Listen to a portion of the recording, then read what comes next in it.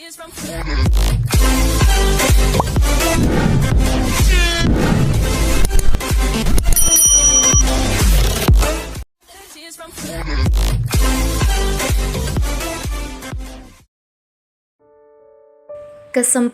bertemu. Radit tidak berkata apa-apa lagi, hanya menatap ke arah Nada mengamatinya sedang memejamkan mata.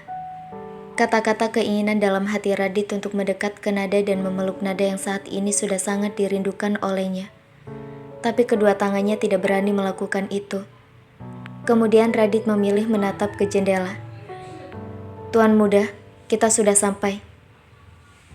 "Kenapa kita ke sini?"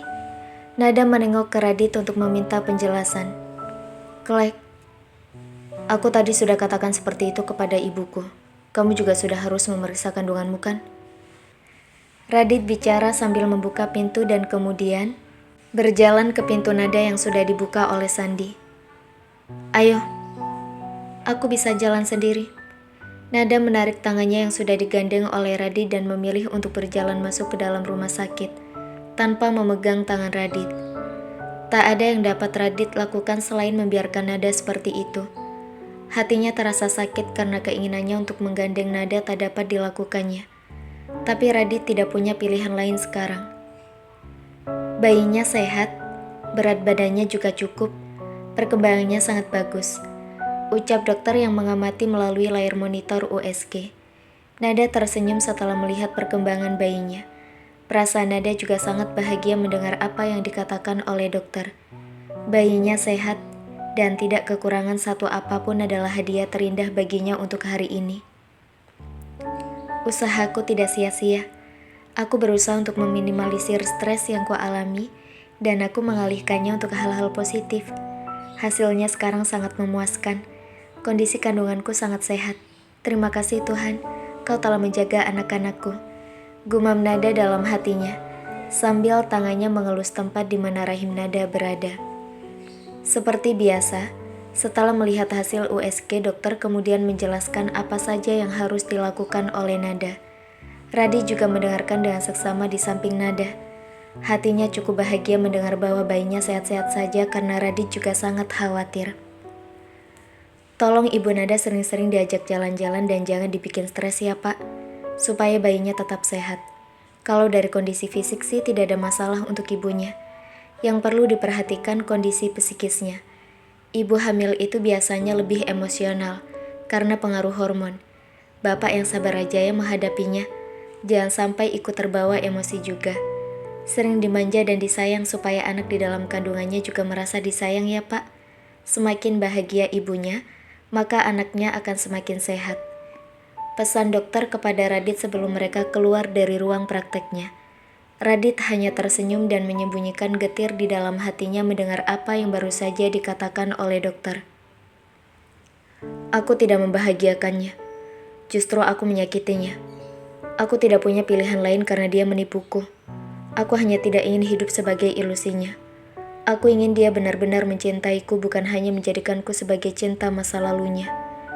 Gumam Radit dalam hatinya, yang masih teringat perubahan sikap Nada yang sangat drastis setelah mengetahui dirinya adalah pembawa brosur di masa lalu. "Nada, tolong peganglah tanganku." Radit mengulurkan tangannya dan penuh harap supaya Nada mau memegang tangannya ketika mereka keluar dari ruang dokter. "Aku tidak apa-apa kok, aku masih kuat jalan sendiri," jawab Nada tanpa berekspresi apapun dan tetap melangkah menjauhi ruang pemeriksaan tadi. "Nada, aku mohon padamu peganglah tanganku." Radit menarik Nada untuk berhenti dan menatapnya. "Kau hanya ingin aku memegang tanganmu kan?" Nada mengklarifikasi Radit sebelum membalas tatapan Radit. Radit mengangguk.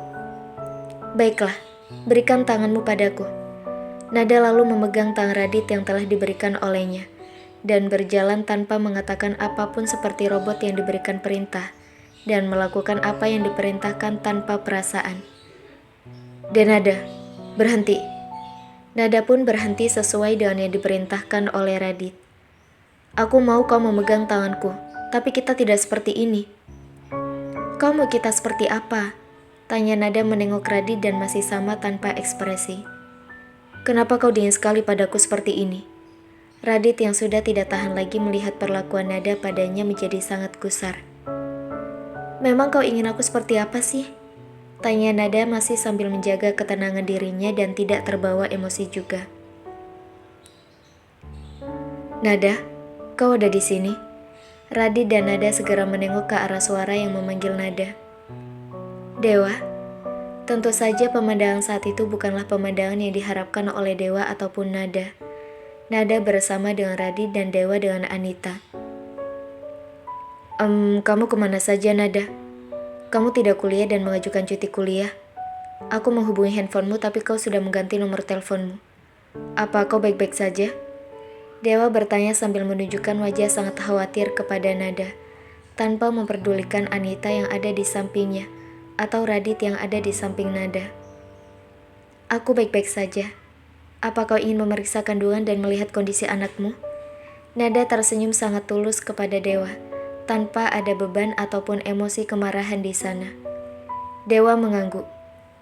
"Kau belum menjawab pertanyaanku, Nada. Apa kau sedang ada masalah keuangan hingga harus cuti kuliah? Kenapa kau tidak mengatakan padaku? Kau bisa menggunakan uang beasiswaku kan? Kenapa kau tidak katakan padaku kalau beasiswamu sudah dihentikan?"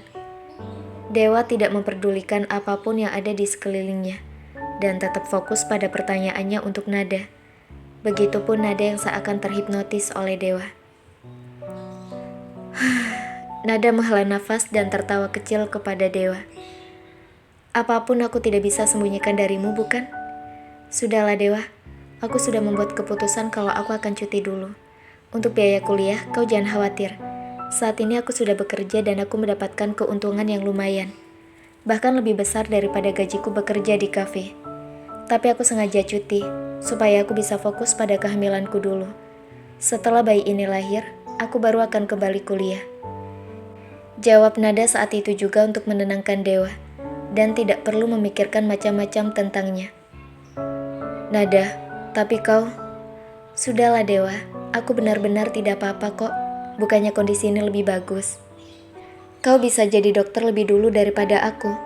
Dan nanti saat aku lulus, kau bisa merekomendasikanku untuk bekerja. Bagaimana?"